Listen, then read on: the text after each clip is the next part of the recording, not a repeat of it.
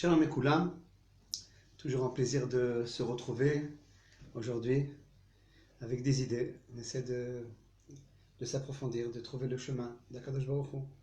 Et aujourd'hui, j'ai appelé le titre que je vais traiter avec l'aide de Dieu, c'est de réveiller l'endormi. Réveiller la personne qui s'est endormie. Okay?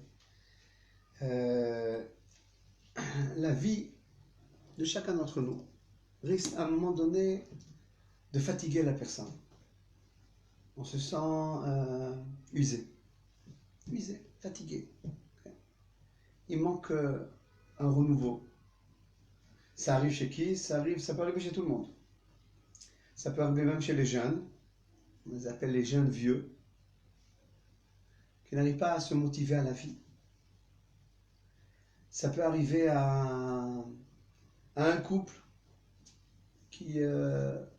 qui s'use, qui vit une routine, un train de vie qui est fatigant, qui ne leur peut plus, ils ne voient pas où ça va tout ça, où ça avance. Les années ils passent et ils n'arrivent pas à avoir un renouvellement.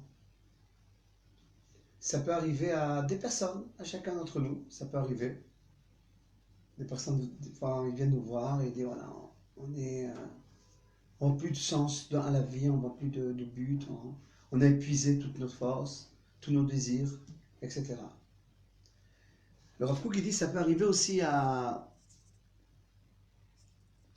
au peuple. Le peuple. Il y a un peuple qui s'use. Okay? Il peut arriver un peuple qui s'use, qui est fatigué. Alors, le Rav Kook, il a vécu un peu avant la création d'Israël. Il dit qu'un jour, le sionisme non religieux va s'épuiser. C'est ce qu'elle a dit. Le sionisme non religieux risque de s'épuiser. De rentrer dans un système que l'idéal n'est pas l'essentiel de leur motivation. Vous savez, on sait qu'il y a 70 ans, la création de l'État d'Israël, le sionisme non religieux était motivé. C'était quoi la motivation? La terre, revenir sur notre terre. Et là, il y avait un esprit national. L'armée, le drapeau d'Israël, le kibbutz, la hardout, il y avait une motivation. Une fois que ce but est arrivé, on s'est maintenu dans ce but-là. Et après la terre, qu'est-ce qu'il y a? On va construire la terre d'Israël. On va maintenir une économie, Baruch Hashem, qui resplendit, Et après, on va... Là, il fallait qu'il se fait un lien entre notre retour d'Eretz Israël et la Torah. Il n'y a pas de contradiction, bien au contraire. La Torah, elle parle que de la terre d'Israël. Elle parle sans arrêt de la terre d'Israël. Mais elle donne une vue profonde sur la terre d'Israël. Mais cette vue profonde sur la terre d'Israël, cette terre de vie, cette terre qui inspire à l'élévation spirituelle, à avancer vers l'éternité. Si on se reliait tout le peuple d'Israël à cette dimension-là, alors ça aurait donné un renouveau, un renouvellement. Il y a qui l'ont fait, Baruch Hashem, d'où la grande chouva qu'il y a aujourd'hui, on est content de cela. Mais il n'y a pas tout le monde qui l'a fait. Et ils se sont pas liés à l'esprit de la Torah, et ils ont essayé de retrouver leur renouvellement sur des valeurs qui se finissent, qui s'épuisent, valeurs occidentales. Les passions du corps, à un moment donné, ils se finissent, et la personne devient, avec un certain âge, n'a plus de passion de corps. Quel est son but dans la vie? D'attendre que la vie elle s'épuise elle aussi. Au niveau national, c'est terrible. Au niveau national, c'est encore plus grave. Que lorsqu'il n'y a pas une motivation de se lier à la grandeur de Dieu, à la grandeur de la Torah. Alors à ce moment-là, il n'y a rien. Il y a quoi? On va ressembler à qui? aux Américains, aux Français, etc., dans leur plaisir, dans leur passion, dans leur chemin, dans leur routine de vie. Et donc, il faut qu'on s'approfondisse. Qu'on s'approfondisse, quelles sont les motivations que l'individu, le pays doit avoir pour se renouveler. On nous dit que le grand renouvellement de cette use, de cette routine, on l'a eu une première fois en Égypte, et on l'aura à la fin des temps avec le Mashiach. C'est ça que le Ramchal dit, Moshe, c'est le premier délivreur et c'est le dernier délivreur. Moshe Rabbeinu, c'était une échama, pas seulement qui maintenait le peuple à son état, mais qui, pas seulement il sort le peuple de ses limites, Mitzrayim ça veut dire limite, de ses limites, mais seulement il savait l'élever. Il savait l'élever à sa racine. Vous savez que chacun d'entre nous, il y a, moi je m'appelle David, il y a un David en haut et il y a un David en bas. Il y a un Avraham en haut, un Avraham en bas. C'est pour ça que des fois la Torah, elle appelle la personne doublement. Avraham, Avraham. Moshe, Moshe. On l'appelle doublement. Parce qu'il y a le Moshe en haut et le Moshe en bas, Moshe en haut. Quand tu te lis au Moshe en haut, quel qu'est le Moshe idéal en haut, alors tu te lis à l'éternité. C'est ça le renouvellement. Et Moshe Rabbeinu, lorsqu'il nous a liés à la Torah, avec chacun d'entre nous, il a une lettre. Chacun d'entre nous appartient à une lettre de la Torah. La lettre, quand elle descend du ciel, elle devient de l'encre sur le parchemin. Mais quand elle est dans le ciel, elle est une idée. Elle est une idée qui est liée à l'éternité. Quand j'étudie la Torah, il est possible que je me maintiens dans ma lettre. Avec chacun d'entre nous, il est lié à une lettre qui en fait compte, la lettre est liée à toutes les autres lettres, bien entendu. Mais j'ai une lettre spécifique à moi. Et quand je me lie à ma lettre, alors il y a deux possibilités. Ou je me maintiens avec cette lettre dans une routine. Okay. Il y a aussi, chez les religieux, une routine religieuse. Okay. Tfila, études, etc. Il n'y a pas de renouvellement. On avance. C'est important. On fait toucher aucune élévation de la personne, aucune dimension. Mais ça se maintient. Comment il disait un des grands de la génération, de Kippour à Kippour, d'un centimètre à un centimètre. Mais il y a des personnes qui arrivent à faire un renouvellement de leur vie. Un renouvellement de leur vie. Sans cesse. Le tout, c'est comment on le fait, cette chose-là. Il y a des personnes qui arrivent à se lier à l'éternité. Et leur vie prend une autre dimension. Comment je me rappelle maintenant du terme du Or Chaim HaKadosh, Rabbi Chaim Ben Attar, il dit que si on connaissait la grandeur de la Torah, on aurait couru après la Torah comme des fous. Comme des fous. Alors, bien entendu, quelles sont les idées qu'on doit se donner, on doit donner au peuple, on doit donner à Israël. Regardez les élections. Une fois, deux fois. C'est quoi? C'est quoi l'idée des élections qui n'arrivent pas à s'épanouir? Tout simplement, on s'endormit. On ne voit pas le guide qui va nous renouveler. Alors on n'arrive pas à sortir de cela. On arrive à... Bon alors et après? Bon d'accord, alors on va lire celui-là, on va lire... Personne, je ne sais pas si quelqu'un sait qui est contre quoi, contre qui et pourquoi. On a l'impression que tout le monde est de la droite ou religieuse et ils ne s'attendent pas. Alors qu'est-ce qui se passe là? C'est quoi l'idée? L'idée, c'est qu'on cherche un guide qui s'appelle David Amelech. Ce guide-là qui sait nous renouveler. On s'est ennuyé un petit peu quelque part. ou bien, comme disait le Rav Kook, une partie de la nation risque de s'ennuyer, de s'endormir et de essayer de retrouver un renouvellement, de sortir de son sommeil avec des plaisirs finis et pas des plaisirs éternels.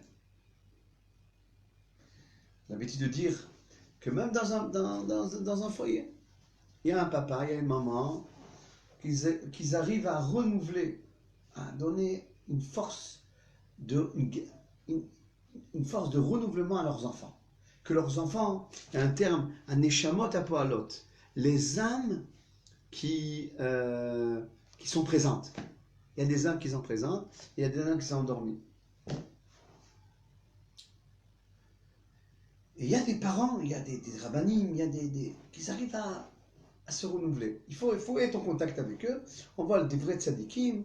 Ils nous donnent envie d'être comme eux, de vivre une vie idéaliste comme eux. On voit la vérité devant nos yeux. On a envie aussi de... Et eux, ils sont dans une constante élévation. Demain soir, il y a la Eloula de 2 géants d'Israël. Demain soir, jeudi soir. Okay? Le Rambam, alav shalom, et Rabbi Yaakov Bochetzera, alav shalom. Ce sont des lions, les deux. Ils n'ont pas cessé à chaque seconde de leur vie de s'élever. Mon maître, le Rav Mordechai Eliyahu, notre maître de mémoire bénite, et je lui disais, c'est quoi un Talmid Chacham, c'est quoi un tzaddik? Il dit que chaque temps, il l'utilise. Il n'y a pas un moment d'ennui chez le tzaddik. Et donc, il y a des parents, il y a un père qui donne ce grain-là à ses enfants, cette envie-là de vouloir avancer. Et il y a d'autres qui endorment les enfants. Ils ne leur donnent aucune motivation. Ils n'arrivent pas à avancer. Les maintiennent. Les maintiennent, voilà, on a eu des enfants, on a 4, 5, 6, 7 enfants. On va les maintenir. On va leur donner à manger, à boire, les études, les écoles, le bac, le tada, qui se marient, etc. Mais ils risquent d'être endormis. Ou bien semi-endormis, le quart endormi, etc. Mais il y a des parents ils ont mené une telle vie, tout le temps ils ont été engagés, tout le temps ils ont été positifs, etc., etc., qu'ils ont réussi à être un exemple pour leurs enfants et pour la génération. Et le Rav Kook, il explique dans Enaya la Gemara, qu'on a lu dans Brachot, page 6, que tout celui qui vient à la synagogue, il a l'habitude de venir à la synagogue. Et il n'est pas venu un jour. Dieu demande, allez voir qu'est-ce qui se passe. Parce que s'il vient à l'habitude de venir à la synagogue et il est en élévation, alors Dieu s'inquiète.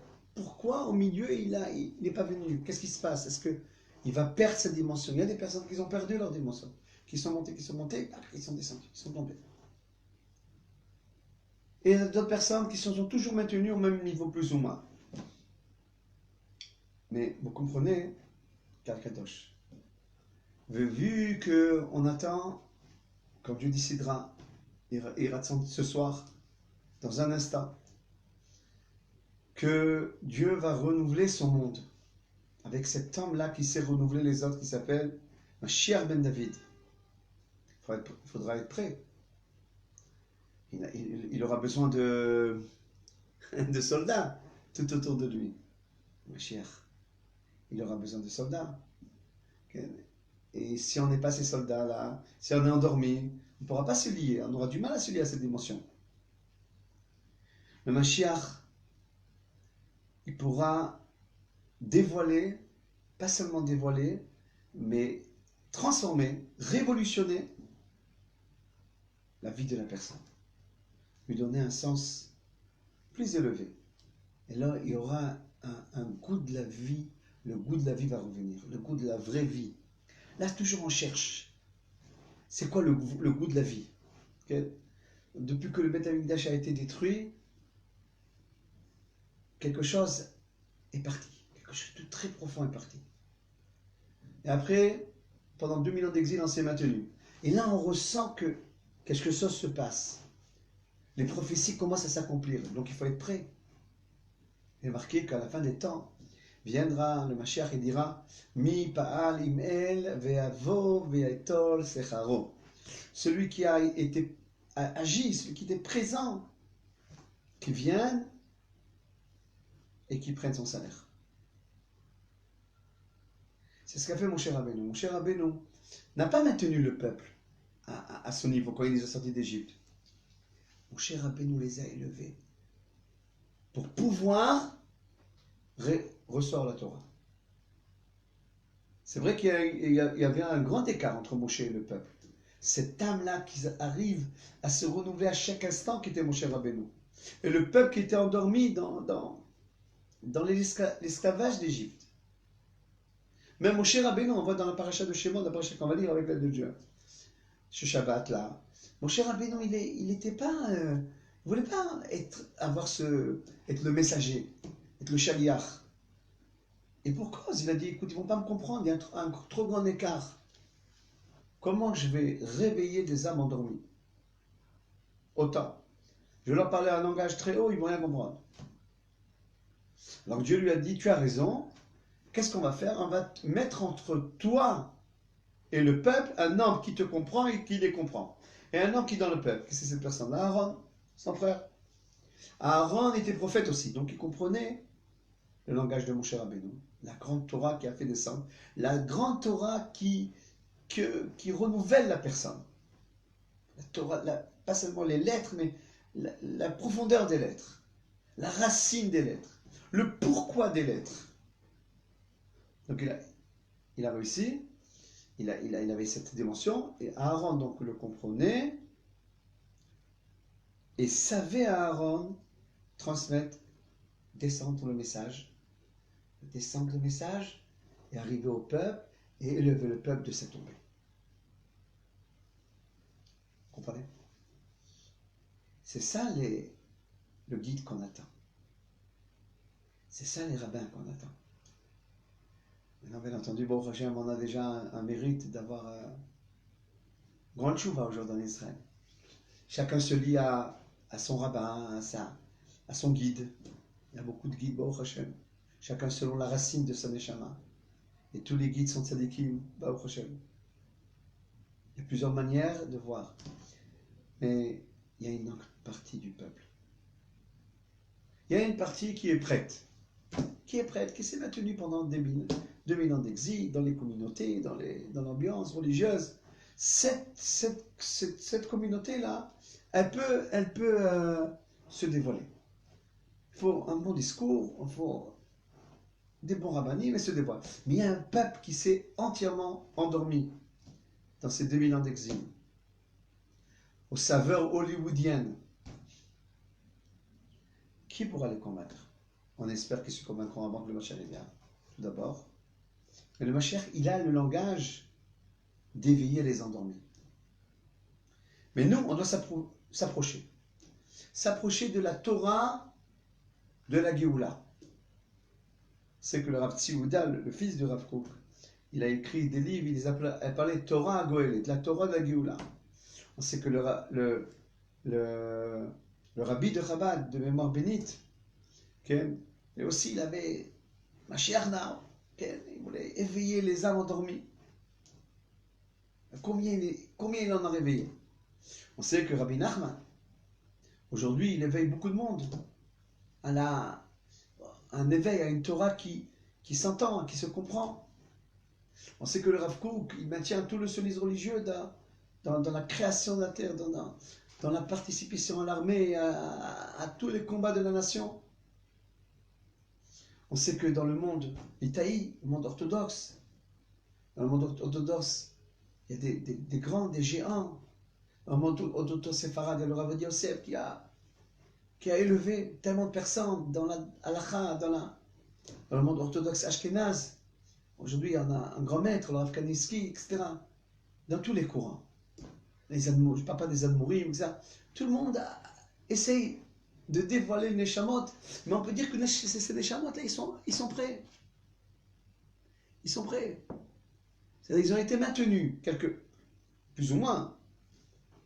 Mais ceux-là qui sont de l'autre côté, peut-être même malheureusement des fois, ils s'opposent à la religion. On sait pas ce qu'ils veulent. Ceux-là qui maintiennent les informations, ceux-là qui maintiennent les juges, ceux-là qui... Tout cet esprit-là qui va leur parler. Qui va leur parler. Mashiach, il a le langage de convaincre les plus éloignés. Maintenant donc, on revient à l'individu. J'ai parlé de la nation, on revient à l'individu. Quels sont les éveils qu'on peut se donner, les conseils d'éveil? Alors, tous les matins, tous les soirs, pardon, on dit donne-nous le bon conseil. Une personne doit prier. Akadosh Baruch Hu, donne-moi le bon conseil. J'ai pas une grande joie de vivre. Je veux voir ma famille s'épanouir mieux que ça. Je veux voir mon couple s'épanouir. Toujours ma femme me dit, il n'y a pas de motivation avec toi, tu nous amènes pas, tu nous sors pas, tu nous trucs. Je vais à la synagogue, le rabbin toujours, il nous dit, allez, c'est quoi ces endroits? Mais il dit pas ça. Mais... Comment? Au niveau individuel, quels sont les... Une personne vient me dire, allez, je suis fatigué. Même... Là, il me dit, même la Torah me fatigue. Alors je lui dis, toi, tu dois t'approfondir dans les secrets de la Torah. C'est un tzaddik. Il a fait. Il s'est réveillé. Il a une nouvelle motivation. Heureux la personne qui sait avoir tout le temps des nouveautés. Pas s'user, pas rester dans une use. Alors quels sont les conseils? Pour commencer, quels sont les conseils, les petits conseils qu'un petit rabbin peut donner avant que le grand conseiller va venir nous donner les grands conseils? Il y a les moyens conseils. Maintenant, c'est donner le petit conseil.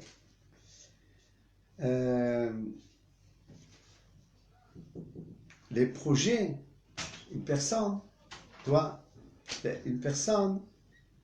être un homme de projet. Il faut réfléchir. Voilà. Mets-toi avec ta femme. Viens, fais dans notre foyer de nouveaux projets. Des nouvelles rencontres familiales. Voilà, quelqu'un m'a dit, un ami à moi, il m'a dit, voilà, mes beaux-fils m'ont proposé une étude tous les mois Shabbat de Gemara. Il dit, j'étais content.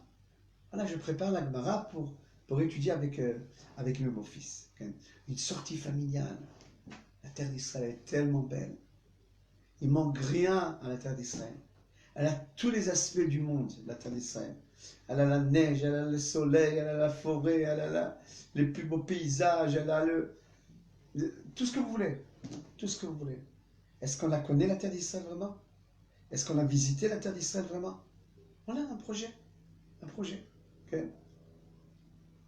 Moi, j'ai l'habitude dans la carte que j'ai ici, à la maison, de souligner les nouveaux endroits que je fais.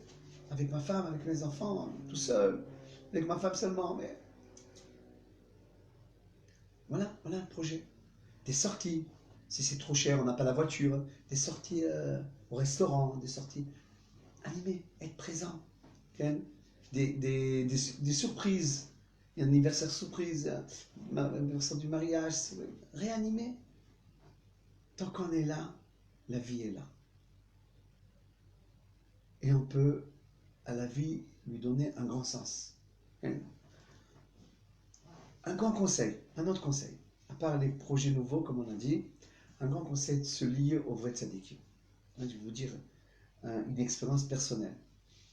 Quand je vais à Jérusalem, Bénéder, okay? Et je rencontre des tzaddikim que j'étais lié avec eux. Ils habitent au Rova Yehoudi, à l'approche, pas loin du Kotel. Je m'éveille, rien que les voir, rien que de voir le tzaddik, du vivant du Rav Mordechai Eliyahu, de mémoire bénite, rien que de voir, Vayu Einecha Rot Mumrecha. Et ben, on jamais des tzaddikim, des vrais tzaddikim, okay? Parce que les moyens, les petits, c'est bien, ils maintiennent, c'est bien, ils donnent des motivations, mais pas tout le temps ils éveillent à un renouvellement. Quand je suis venu en Israël, j'ai compris l'idée. Il faut se lier au plus grand dès le départ. Je parlais avec des amis Chabad, je leur ai dit, comment c'était au temps que le rabbi était là, vous allez voir, quelle lumière, Même aujourd'hui, la lumière continue. Mais je pense que quand on voyait le tzaddik de ses yeux, c'est quelque chose de très grand. Moi, je vois que le tzaddik que j'étais lié à lui, c'était quelque chose d'immense, d'être lié au tzaddik. Le tzaddik, il arrive à trouver des points que tu ne vois pas voir, que tu n'arrives pas à voir, à comprendre. Dans une bulle, te sortir de la bulle. C'est ça la sortie d'Égypte. Sortir de ces limites-là. Le tzaddik, il arrive à voir. Pourquoi? Parce qu'il arrive à voir le shoresh de ta neshama. Allez, allons-y. Attachons-nous au tzaddik qu'on aime. Celui-là, il aime ce style, celui-là, il aime un autre style. Tous les styles sont vrais. Tous les styles sont bons. Et dans ces styles-là, il y a des vrais rabbins qui représentent. Cherchons. Ça va éveiller la personne. Okay. Un autre conseil. Se lier à l'ambiance de la Géoula. Parce que faut savoir que ce projet-là, c'est le grand chidouche. Vous vous rappelez, j'avais dit vous rappeler, peut-être on n'était pas encore né, peut-être certains, oui, à la création de l'État d'Israël. Rappelez, regardez les photos. Cliquez, création de l'État. Quelle joie il y avait! On savait qu'on allait rentrer avec des conflits militaires. Mais il y avait une joie. On est retourné sur notre terre. Après le venin américain et européen, l'Occident est revenu. Il y a des choses qui sont bonnes. On peut utiliser les technologies, la science, etc. Mais la culture, elle n'est pas bonne. La culture d'Israël, c'est elle qui doit animer notre âme. Cet même enthousiasme qu'on a eu lorsqu'on est venu en Eretz Israël, imaginez là cet enthousiasme quand le Mashiach va venir, quand le Beth Amikdash sera reconstruit, le goût de la vie, comment il va revenir. Mais entre-temps, ne nous laissons pas endormir. Parce que quelqu'un qui dort, il tombe. Quelqu'un qui essaie d'avancer, pas seulement il se maintient, mais il se renouvelle à son niveau. Et il crée des antivirus devant toutes les attaques et les courants et les cultures différentes qui peuvent l'attaquer. C'est ça le juif qui se maintient. Okay? Et deux, il est pas seulement maintient dans son quotidien, mais il arrive à trouver plus encore que son quotidien. Il va d'un rave à un autre, d'un cours à un autre, il essaie de trouver quel est le langage qui lui correspond, etc. Chaque il voit un tzaddik qui s'attache à lui, et le tzaddik il arrive à le transformer, lui donner le goût de la vie, etc. Mais quand vous vous sentez réveillé, n'attendez pas que le réveil va venir tout seul. Il faut être devant le réveil. La vie et le renouvellement n'appartiennent pas aux feignants, aux fatigués. Okay? Ça ne va pas venir tout seul. Tu risques de passer des années avec, sans trop avancer. Bon, il faut connaître l'esprit de David Ameller, l'esprit de Shmuel. Je vais finir par une belle anecdote. Vous savez que celle qui a accouché Shmuel, le prophète Shmuel, qui va lui ramener le peuple Betchouva et préparer la royauté d'Israël, c'était Hana, une femme qui s'appelle Hana, son mari s'appelait Elkana. Et Hana et Elkana, ils allaient à Shiloh prier Dieu pour avoir un enfant. Et ils savaient qu'un enfant qui va naître, il va être quelqu'un qui va renouveler l'âme Israël de tout son sommeil. Et Hana, elle priait Dieu avec ferveur. Élie, à Cohen, l'a vu, il lui a dit, mais c'est qui cette femme qui s'est saoulée? C'est qui cette femme qui s'est saoulée? Il dit, Hana, mais comment tu pries comme une femme saoule? Il lui dit, je ne suis pas Shikora, Shikora ça veut dire saoulée, je suis Keshera. Parce que peut-être tu as oublié, c'est quoi travailler Dieu avec enthousiasme. Et c'est pour ça que tu t'étonnes. Et quand tu vois quelqu'un prier, les yeux fermés, à Kadosh Baruch Hu, et lui demander aide-moi, aide-nous, aide l'âme Israël, donne-moi des enfants de tzadikim, etc. Ça te paraît bizarre que des gens prient encore comme ça? Tu avais oublié c'est quoi le renouvellement de l'âme Israël. Et lui dit Élie, tu as raison, tu m'as battu. Que Dieu écoute tes prières. Ce biséon qu'elle a eu là a fait en sorte que, entre autres, de lui donner cet enfant-là. Cet enfant qui c'était? Shmuel, le prophète Shmuel. Qu'est-ce qu'il faisait Shmuel? Qu'est-ce qu'il faisait Shmuel? Il allait de ville en ville, éveiller, convaincre, amener, jusqu'à quand il était possible, il a été possible de ramener la royauté, d'abord de Shaoul, après de David Amelech, après de Shlomo Amelech, etc., par quelqu'un qui a mis le peuple dans une ambiance de tchouva. Voilà où on en est aujourd'hui aussi. Il nous faut qu'on soit dans une ambiance de tchouva, à chaque endroit qu'on va, à chaque moment de la vie, etc. Se réveiller d'abord, parce que tu ne peux pas donner ce que tu n'as pas. Mais l'imziv, unfikim nogam, t'armer de lumière pour transmettre la grande lumière, pour préparer la grande lumière. Et Mashiach Tzidkenu, qui se dévoile bientôt. Amen. Shalom. Shalom.